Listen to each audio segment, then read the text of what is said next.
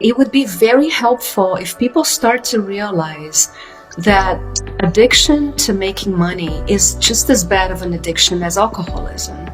Some people find their refuge in drugs. Some people find their refuge in sex. Some people find their refuge by seeing whatever portfolio amounts they have grow into infinity.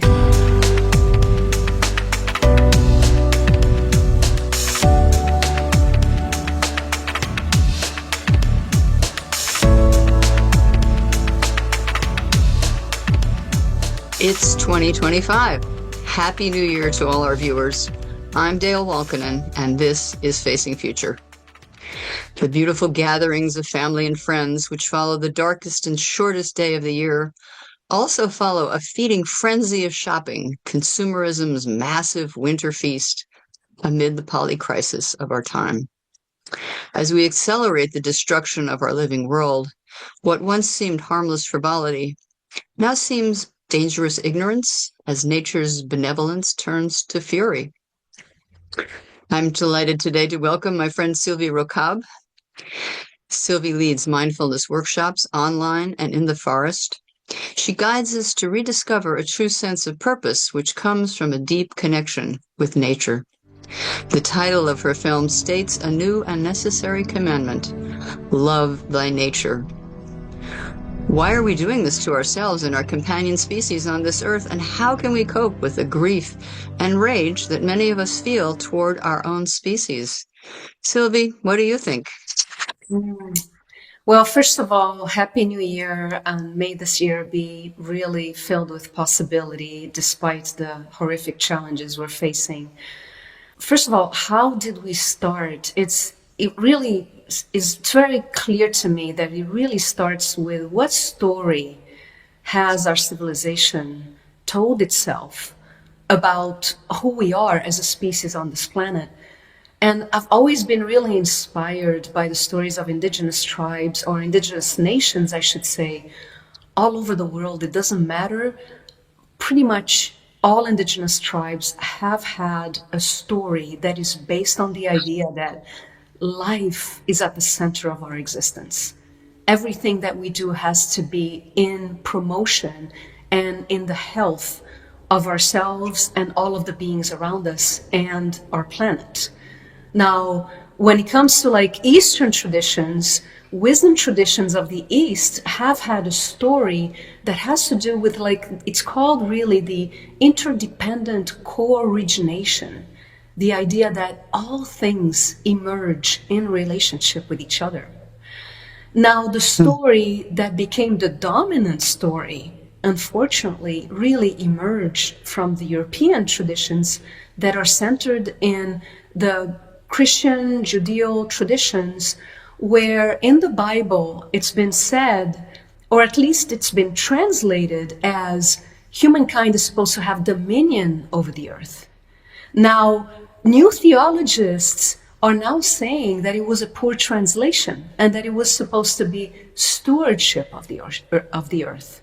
And so what ended up happening is that even at the time of the papal bulls in the 15th century, the so-called the doctrine of discovery, basically the Pope gave the green light for European rulers, mostly at the time first Spain and Portugal, to go ahead and take the lands and even enslave the people that are not Christian and white. So basically the whole story of colonization, and also it was dictated that those lands could be extracted. So it was really from a place of extraction, from a place of aggression. And of course, the Cartesian model of our scientific model, as much as science has given us a lot of benefits and incredible, really, discoveries for the well-being of the human as well as our planet, the scientific realm was all about the Cartesian model of breaking things down into tiny little pieces that were not connected really with each other. And only recently we have quantum physics and systems theory that is looking at the big picture and is bringing in things that the wisdom traditions of indigenous peoples and the East have been telling us all along. So, Dale, I know I tried to summarize something that people are taking decades to study, but I brought up the highlights that I feel to be really relevant about this point. And the part about coping is basically they're incredible practices that those traditions that are indigenous and that are bringing the mindfulness teachings of the East, and that now neuroscience is proving through thousands of studies that can make a huge difference in how we can not only live our lives with more ease, allow ourselves to feel our emotions with more depth instead of pushing them away, and find ways to relate to each other that can be transformational for ourselves and other people. I'm very, So Go we ahead. have the full range of human emotion, from anger and grief, which I mentioned in my introduction, to joy and compassion. And, we all have all of that. So accepting, I suppose, our worst emotions and allowing them to manifest and then transmute into some other type of emotion is probably the goal of coping. But we have reached such a point in our process as humanity that we are, on the verge of the cliff. And very few people, considering the billions of people on the earth, are actually aware of how serious the problem is. And even in this culture where people are supposedly educated, which is the most destructive, the American culture, most destructive and really unbelievable stupidity of our recent election is putting us in a place that's very, very worrisome, and makes us kind of the negative leader, I'm afraid to say, of a new process for humanity, which is taking us toward extinctions that have occurred in the past. And we don't know how extensive this one is going to be. Yeah, you bring up really incredible points, and it's going to get much worse before it might get better. I mean, that's really the truth that we have to face. And like you said, we humans, I mean, it's been said, people who study human emotions, they've been saying that it's like we have more than 500 emotions. And the unfortunate thing about our cultures, our dominant culture, is that by repressing those emotions, what happens is that they live in our bodies. There's no way that we can, wishful thinking to say, oh, I have rage. I'd like to blow up all these people who voted in a way that seems maddening.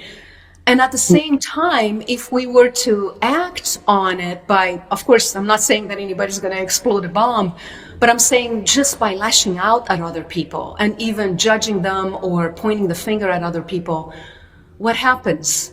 I mean, you tell me, Dale, if you're at a dinner party with relatives and friends, and somebody might say, hey, I support the other guy, and because I think of XYZ, if you're going to point the finger at them and say, you dumbass, or whatever, how you want to call them, it's not going to go very well, right? So the idea is we know that by repressing ourselves and repressing other people, which is our MO, or judging ourselves and judging other people, that is also our cultural MO, it doesn't work. We've been trying this for what? I mean, how long has our environmental movement been around? Perhaps since Rachel Carson?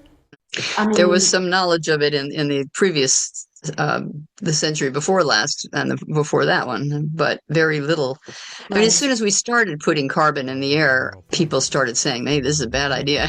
And right. we know that Exxon and company did studies and saw, wow, my God, this is going to be catastrophic, and True. did nothing. It's In the hard 20th to century, feel yes. compassion for such people. And it does make you feel just enraged that people could be so incredibly stupid that they would not protect their living basis. Yeah. But here we are. We live in the Holocene, which has been an incredible period of good, beautiful weather that never happened before. If we can see in the historical record, we didn't have this kind of great climate for very much of Earth's vast history. And every time you put this much carbon in the air, we know what happens. And when the methane strikes, we know also what happens because we see it in the geological record.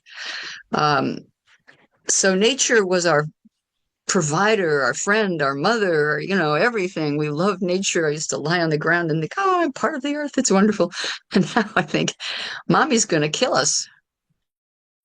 Yeah, I mean, the upheaval that is happening all over the planet. I was listening the other day to biomimicry co-founder Janine Benyus, and Mhm. she was talking about the extraordinary findings that certain species are really starting to adapt to conditions like migrating differently, or like flowers are being seen in places that they hadn't been seen before. Now there are concerns that the pollinators might not be following them. So the natural world finds its way to adjust, right? When we think about the Gaia theory, which James Lovelock, who was a scientist, really started the realization that, it can become comparable to a single living organism. So I'm bringing this up because one way or another, all of the different systems are reacting to what's happening.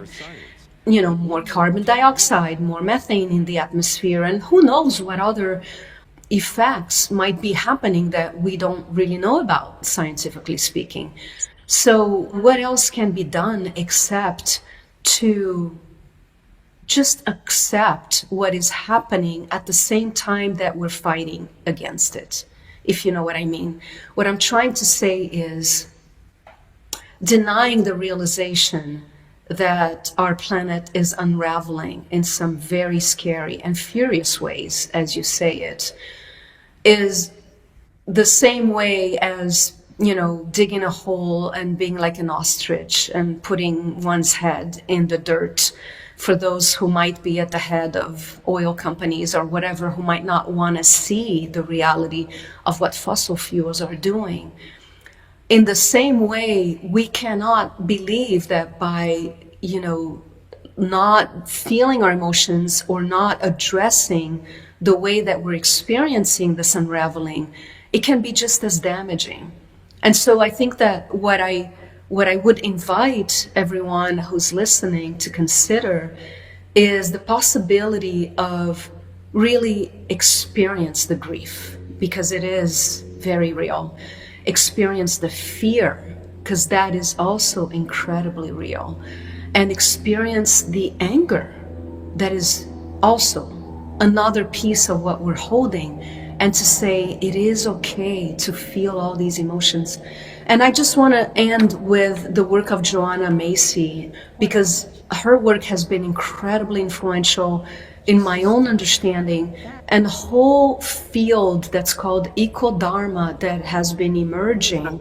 David Loy as well, both of them are Buddhist scholars, and they have really come from a place of how do we join the wisdom traditions of the East, the understandings of mindfulness, bring it into our lives, and at the same time, we become empowered, energized to really pursue our environmental mission and whatever other mission and purpose we might have in our lives. But the idea is having rage and fear and grief is not the end of the story. Those emotions are here to tell us something. They're here to tell us we need to wake up and we need to unite.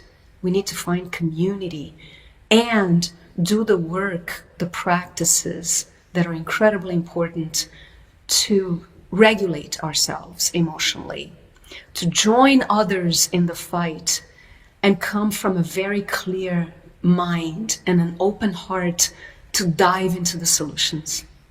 Well, whatever happens, it doesn't benefit us to be in a dark state of mind. Impermanence was always true. We are mortal beings, and all planets go through different phases. We know that our planet is a volatile planet and has had tremendous volcanoes in the past, has had superstorms, and we have caused more of this to fall upon us because of our putting carbon in the atmosphere, and acidifying the ocean is the really incredible tragedy. We know that the corals have disappeared before, and it takes millions of years for them to come back. And this may be the case. We may be millions of years before the planet really recovers or creates some entirely new paradigm, which is what it's done in the past. We always knew that things were not forever. Nothing is forever. And we know that we ourselves are mortal beings. Our species eventually would peter out as the sun became too hot. However, all of those things can be somewhat helpful in thinking about it. Okay, this is reality, and I can still be good to people and still live a good life, whatever time is left to us. Yeah, absolutely. And when you say, realizing that right here and right now is really what we have, the power of the present moment, the realization, like, especially if someone is going like in a real rageful or like in a situation of feeling really angry or deeply upset or profound depression or sadness or whatever it is that might be arising, it's really important to arrive back in the body, really sort of like self-regulate from a place of realizing, okay, where I am right now is fine, nothing is falling apart. And we need those practices of being in the present moment, realizing all we have is here and now. Because what happens tomorrow, we don't know. I could be going out the door, Dale, and then a break might fall on my head and I'm dead, right? So it's kind of like you said, impermanence is an incredibly powerful teaching and practice to realize everything changes. Civilizations rise and fall, right? So, and that's to say, there's the reality of the moment, there's the reality of the world, and even by self-regulating and feeling that we're okay, we can still fight for what we believe. The name of the game is self-responsibility. The Christian tradition of praying, help me, intercede for me, and many other religious traditions have that idea, rather than I am responsible and I can take useful action. What is the useful action for me to take? That I believe is what you talk about in your workshop, which I believe you have something coming up soon, for helping people discover, well, okay, what is my purpose? What is the good life that I can have for me at this time? And how do I serve nature and life itself? Exactly. And I love how you say, like, we have full responsibility, because that's something that can be really misunderstood. And I do realize that it's like, yes, we have full responsibility for how we react to things, the choices that we make in our lives. How do we want to pursue our own life purpose, our true north, and also the relationships we have around us. And at the same time, realizing that there are forces in the universe that our little 3-pound tofu in our brain cannot explain. Do you know what I mean? There are, and the indigenous peoples have had incredible practices for like millennia that really has to do with helping them align themselves with what might be, like, if there is a dream of the earth or is a dream of the universe of creating the human species, because we didn't create ourselves, right? We emerged.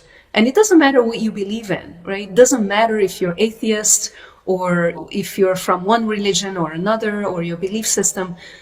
It's just the idea of being open to quantum physics, the fact that at a very minute level, there's intelligence everywhere. And there's certain things we cannot really explain rationally, but we can feel them.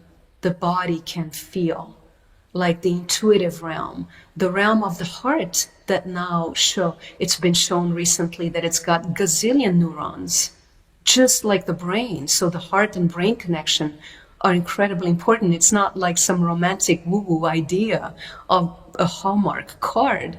There's science to what people have known intuitively for millennia. How did they know?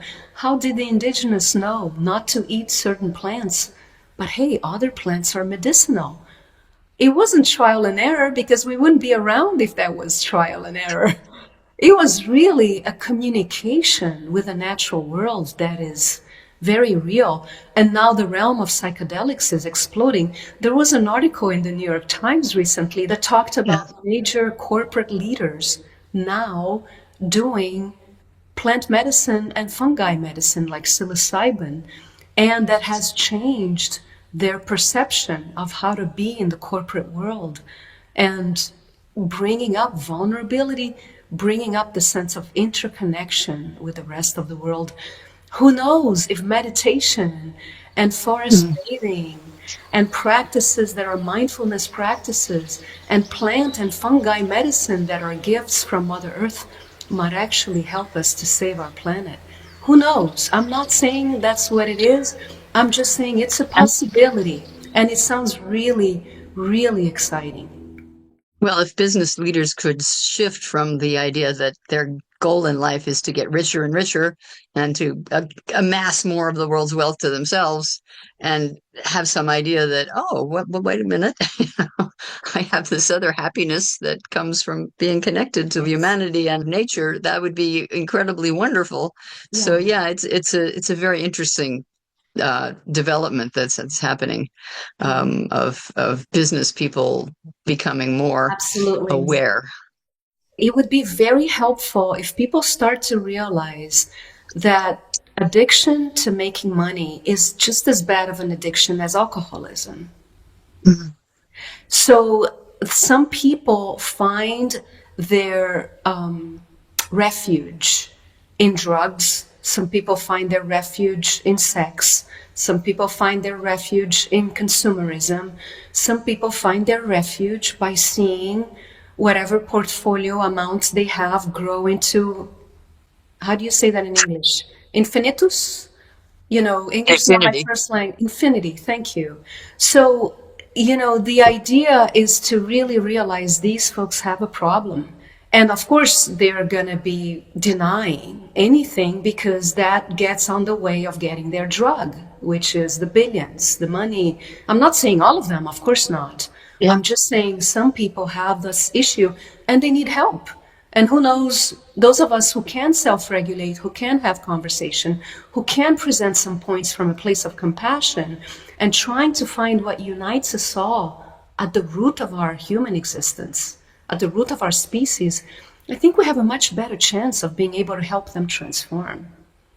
Sylvie, you have an event coming up soon online. I believe it's a free workshop for people. Can you Yes. tell us a little bit about that? Absolutely. I'm really excited about that. So it's one of my favorite workshops that I've been teaching at places like Esalen. And it's called Revitalize Your Purpose. And what I do is to really help people anchor themselves into what is really true for them. And different people have different experiences of how they relate to their purpose. Some people might be confused. Other people might have no idea what their purpose in life might be. Other people are really clear about their purpose, but they feel like it's kind of stale or it feels helpless or hopeless. And so, what I offer are teachings on how to really revitalize, get crystal clear, and then also revitalize the purpose so that it feels juicy, it feels exciting. I mean, here we are, January 1st, to really inspire ourselves. And whether it's like the first month or the first, it doesn't matter. I mean, the beginning of the year is kind of like an opportunity for openness and possibilities. And so that's why, especially with what happened with the elections here in the United States, I felt like we need to really realign ourselves with what is truly important to us and how we can make it happen in a way that feels exciting and beautiful and possible. Well, people learn by experience rather than by being convinced by someone. So to have the experience of some kind of workshop, some kind of tool, some kind of learning may transform people. In my audience, many people are like, we're cooked, forget it, and they don't want to hear anything positive. But, I invite those viewers of us that we have to take some time to, as you say, realign yourself, to a more amenable and happy time in your own life, and also to help yourself, really take the actions that are needed. If you're an activist, get out there and protest and do everything you need to do. Write the letters, go see the Congress people, go and talk to business people. Whatever you can do is fantastic. And the more you have energy for that, you will have more energy if you're less upset. It can be so horrible. You just can't stand to life, but you can't stay there very long. You have to transition to something else that will allow you to be, a more useful and active person. Absolutely. Yeah, yeah. And also, we're not cooked until we're cooked, So, Yes. in a sense, it's good to remember that. And we end up it's like, I want to now speak to your viewers, those of you who are here watching, consider the fact that by self-regulating, by bringing a sense of calmness, bring a sense of ease, connectedness with others, even bringing joy into your life can be incredibly revitalizing. And we need you. We need you inspired. We need you energized. We need your thoughts, your mindset, and your possibilities. And so really awakening a sense of really sort of like how can I say this?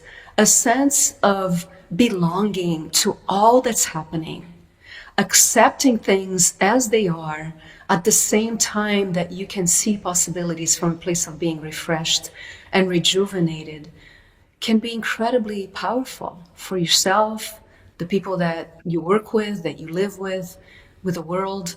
And perhaps I'm preaching to the choir too, so forgive me if I am.